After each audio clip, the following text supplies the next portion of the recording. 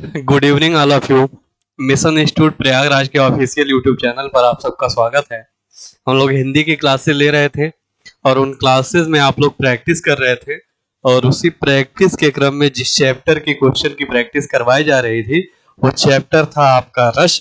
और रस की हम लोग प्रैक्टिस देख रहे थे और इस प्रैक्टिस क्लास में हम लोगों ने कुछ क्वेश्चंस को देख लिया है, कुछ क्वेश्चंस हमारे बाकी रहे हैं जिन्हें हम आज की क्लास में देखेंगे। तो 30 नंबर क्वेश्चन तक हम लोगों ने कर लिया था, 30 के आगे हम लोगों को क्वेश्चन को करना था। तो आइए देखते हैं कि कौन कौन से क्वेश्चन आए हैं, कैसे कैसे क्वेश्चन आए हैं और इन क्वेश्चंस को कैसे बनाना है, उनके आंसर क्या होंगे, वो सारी चीजें देखेंगे। और ये सभी के सभी जो भी क्वेश्चन आपके सामने दिखाई दे रहे हैं, ये सभी क्वेश्चन आपके प्रीवियस ईयर के क्वेश्चन है, पिछले विभिन्न एग्जामों में पूछे गए क्वेश्चन हैं। तो आप इनकी अच्छे से प्रैक्टिस करिए और यहीं से आपको क्वेश्चन एग्जाम में देखने को मिलेगा। चलिए देखिएगा क्या कहा जा रहा है।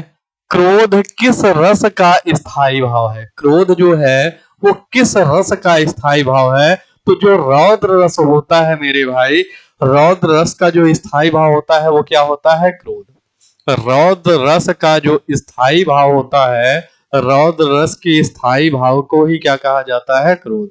जब क्रोध नामक स्थायी भाव परिपक्व हो जाता है तो वहां किस रस की निष्पत्ति होती है? रौद्र रस की। वीर रस की अगर बात की जाए कि वीर रस का स्थायी भाव क्या होता है, तो जवाब क्या आएगा? उत्साह। उत्साह। तो वीर रस की निष्पत्ति कब होती है? जब उत्साह नामक स्थायी भाव परिपक्व हो जाता है तो वहां किसकी निष्पत्ति होती है? वीर रस की। विभत्स का स्थायी भाव क्या होता है? तो विभत्स का स्थायी भाव होता है जुगुप्सा। जुगुप्सा अथवा घृणा। जुगुप्सा अथवा घृणा। घृणा। भयानक रस का जो स्थायी भाव होता है वो क्या होता है? तो भयानक रस का स्थायी भाव होता है भय। भयानक रस का स्थायी भाव क्या होता है? भय। ठीक, ये किसका स्थायी भाव होता है? भयानक रस का। चलिए अगले पे आइए। तो वीर रस का स्थायी भाव क्या है? फिर से आपसे क्वेश्चन पूछ रहा है कि वीर रस का स्थायी भाव क्या है, तो आपका जवाब क्या हो जाएगा? वीर रस का स्थायी भाव क्या होता है? उत्साह। हास्य किस रस का स्थायी भाव होता है? हास्य। हास्य रस का जो स्थायी भाव होता है वो क्या होता है? हास्य। क्रोध किस रस का स्थायी भाव होता है? रौद्र। रौद्र। और रत किस रस का स्थायी भाव होता है? श्रृंगार।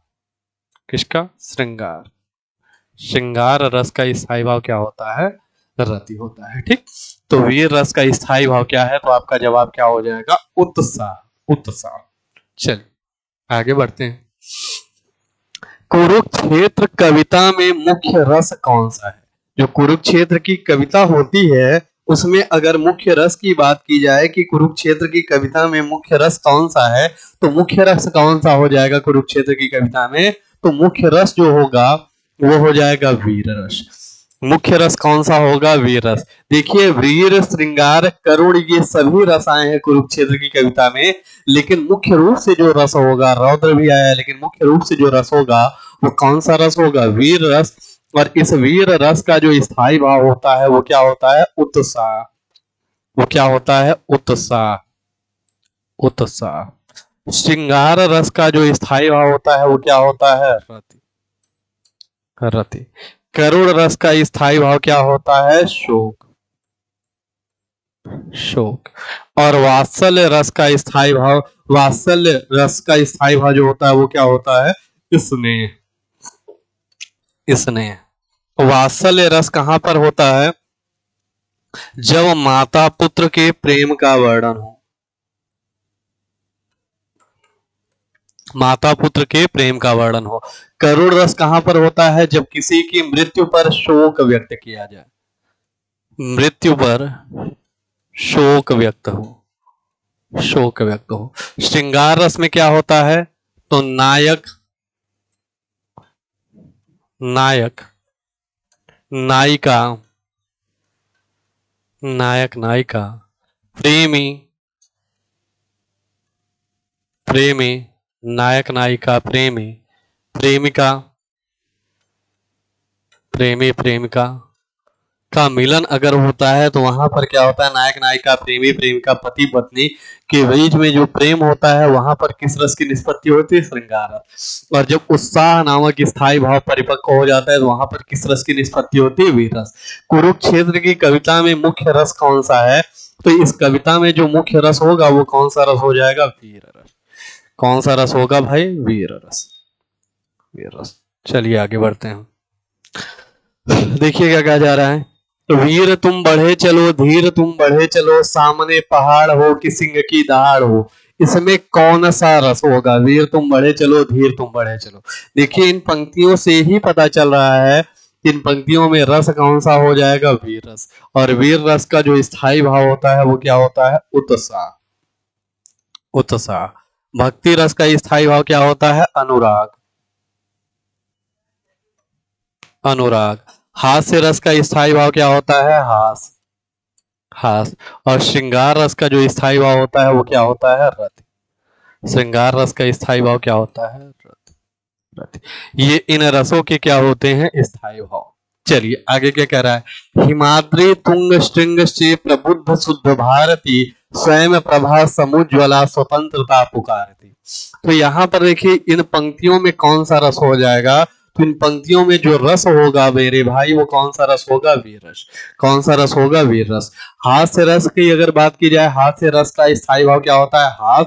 और कहीं पर किसी काव्य को पढ़कर, सुनकर, किसी दृश्य परिदृश्य को देखकर, किसी चित्र चलचित्र को देखकर, किसी गीत संगीत को सुनकर अगर मन में हंसी का भाव उत्पन्न हो, मन में हंसी का भाव उत्पन्न हो, तो वहां पर किस रस की निष्पत्ति होती है? हास्य रस। वहां पर किस रस की निष्पत्ति होती है? हास्य रस। और हास्य रस का जो स्थायी भाव होता है, हास्य रस का जो स्थायी भाव होता है वो क्या होता है? हास होता है। वो क्या होता है? हास होता है। चलिए अगला देखिए। यहाँ पर क्या कहा जा रहा है? भयानक। भयानक की अगर बात की जाए, भयानक रस की, तो भयानक रस का जो स्थायी भाव होता है वो क्या होता है? भय होता है। भय होता है। और भयानक रस होता कहाँ पर है? जब किसी काव्य को सुनकर, पढ़कर मन में अत्यधिक डर की भावना उत्पन्न हो जाए, तो वहां पर किस रस की निष्पत्ति होती है? भयानक रस। और भयानक रस का जो स्थायी भाव होता है वो क्या होता है? भय। यहाँ पर इस पूरी पंक्तियों में, इन पंक्तियों में कौन सा रस होगा? इन पंक्तियों में वीर रस होगा। सही जवाब आपका क्या हो जाएगा? Option B. Option B. चल आगे आइए। चमक उठी सन 57 में वो तलवार पुरानी थी, इन पंक्तियों में रस का भेद बताइए।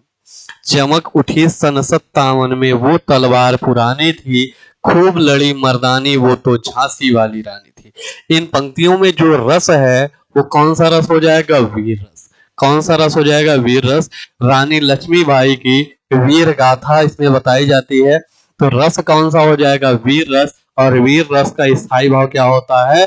उत्साह। भक्ति रस का स्थायी भाव क्या होता है? तो भक्ति रस का स्थायी भाव होता है अनुराग। अच्छा भक्ति रस होता कहां पर है? ध्यान से समझिएगा। भक्ति रस अगर पूछा जाए कि भक्ति रस कहां पर होता है, तो आपका जवाब होगा भक्त, भक्त, भगवान के मध्य प्रेम, भक्त भगवान के मध्य प्रेम, प्रेम, प्रेम हो। और किसके मध्य प्रेम हो? तो गुरु, गुरु शिष्य, गुरु शिष्य के मध्य प्रेम, गुरु शिष्य के मध्य प्रेम। ठीक। तो भक्त और भगवान के बीच में प्रेम हो या गुरु और शिष्य के बीच में प्रेम हो, इन दोनों कैटेगरी में जो रस होगा वो कौन सा रस होगा? भक्ति रस। तो वीर रस कब होगा? जब उत्साह नामक स्थायी भाव, उत्साह नामक स्थायी भाव परिपक्व हो जाए, वहां पर किस रस की निष्पत्ति होती है? वीर रस। हास्य रस कब होगा? जब हास नामक, जब हास नामक स्थायी भाव परिपक्व हो जाए, वहां पर किस रस की निष्पत्ति होती है? हास्य रस। श्रृंगार रस कहां पर होता है? जब प्रेमी प्रेमिका, प्रेमी प्रेमिका, नायक नायिका, नायक नायिका नायिका या फिर पति पत्नी, पति पत्नी, पत्नी के मध्य प्रेम का वर्णन हो, इनके मध्य जब प्रेम का वर्णन होगा तो वहां पर किस रस की निष्पत्ति होगी? श्रृंगार रस। यहां पर इन पंक्तियों में किस रस की निष्पत्ति हो रही है? वीर रस की। चलिए आगे बढ़ते हैं।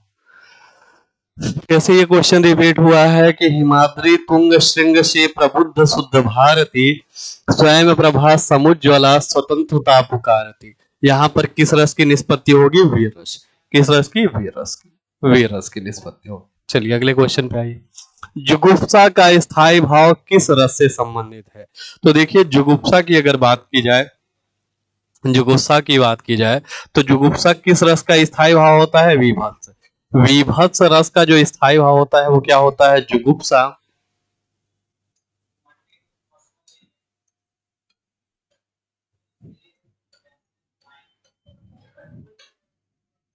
जुगुप्सा अथवा घृणा।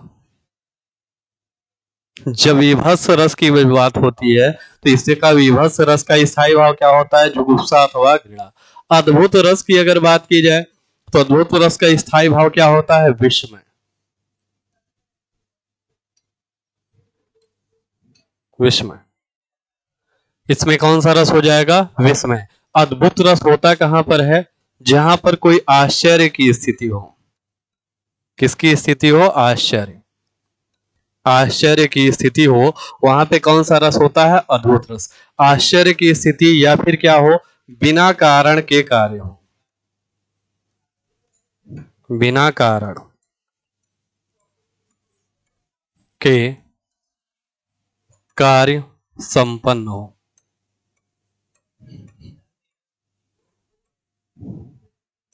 बिना कारण के कार्य संपन्न हो, यहाँ पे कौन सा रस हो जाएगा? तो यहाँ पे रस हो जाएगा अद्भुत। करुण रस की अगर बात की जाए, करुण रस क्या होता है? तो कहीं पर भी अगर शोक नामक स्थायी भाव परिपक्व हो जाएगा, किसी की मृत्यु की बात की जाएगी, वहां पे कौन सा रस हो जाएगा? करुण रस। रौद्र रस की बात की जाए, रौद्र रस कहां पर होता है? रौद्र रस कहां पर होता है? तो जब कहीं पर अत्यधिक क्रोध की बात की जाएगी, बहुत भयंकर क्रोध की बात की जाएगी, वहां पर कौन सा रस होगा? रौद्र रस। इन पंक्तियों यहाँ पे क्या पूछा जा रहा है? जुगुप्सा का स्थायी भाव किस रस से संबंधित है? तो किससे संबंधित है? जुगुप्सा विभत्स रस से। अद्भुत रस का स्थायी भाव क्या होगा? विस्मय।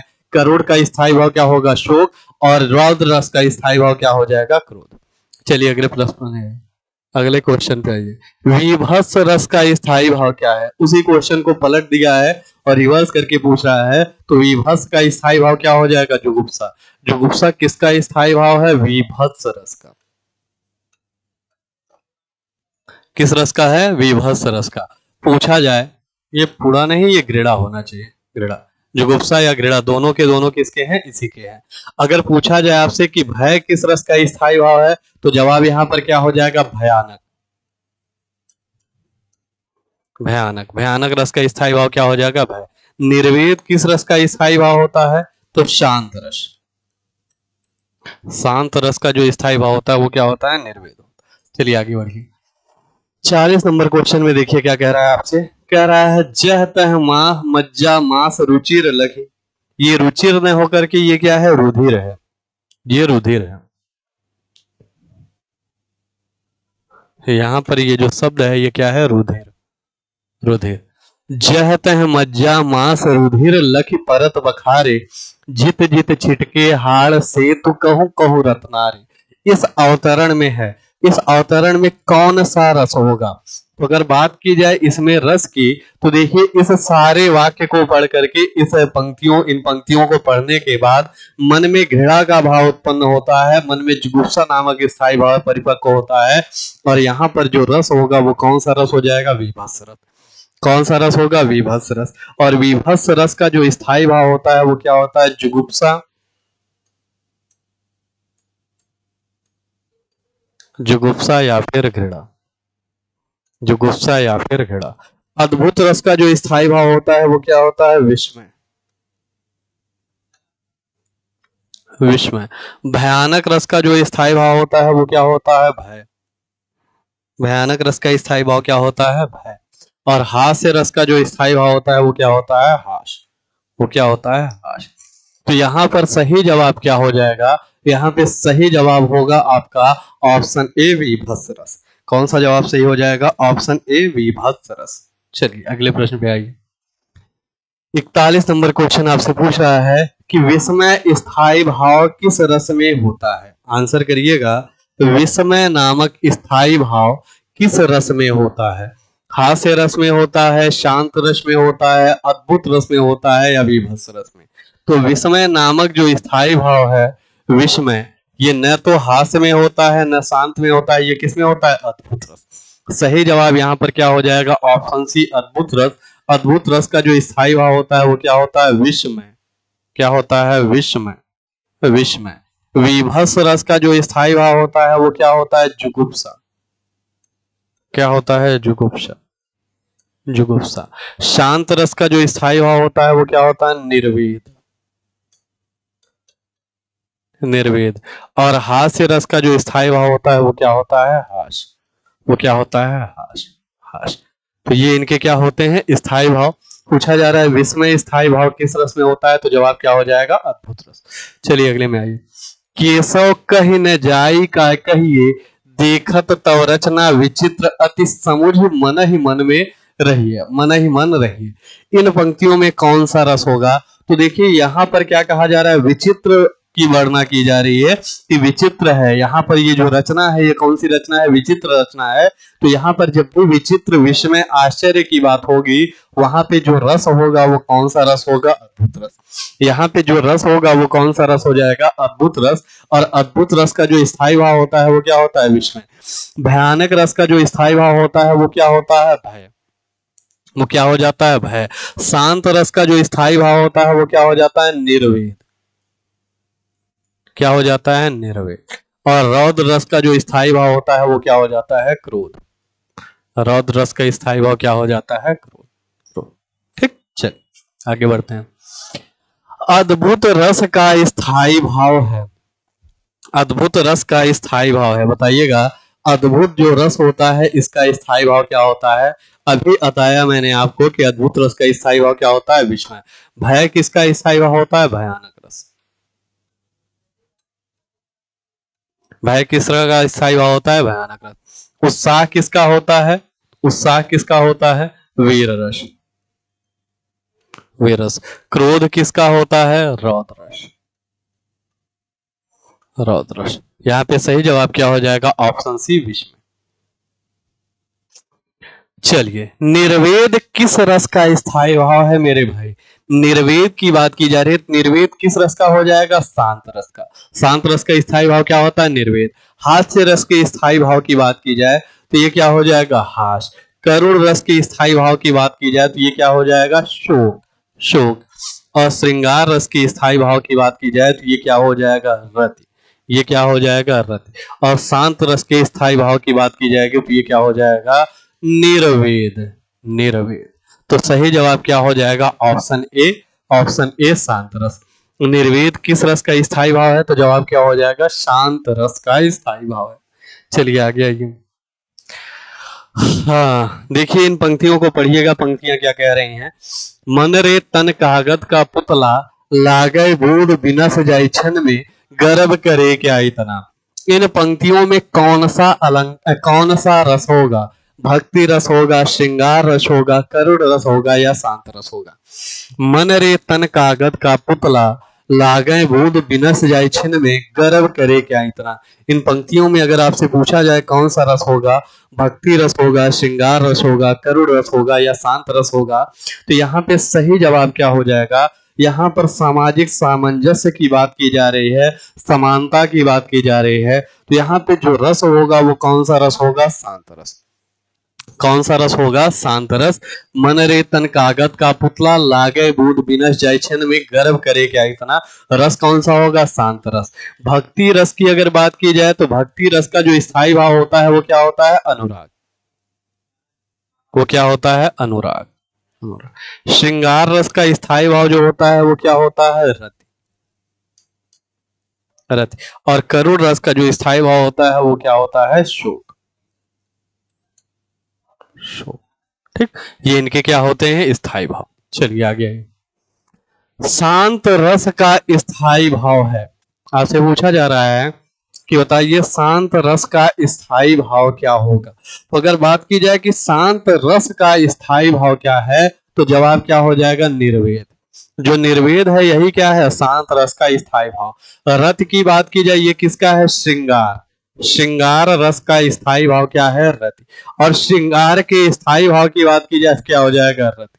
ग्लानिक ऐसी कुछ बात होती नहीं है। यहाँ पे सही जवाब क्या हो जाएगा आपका, option A Nirved. Option A Nirved.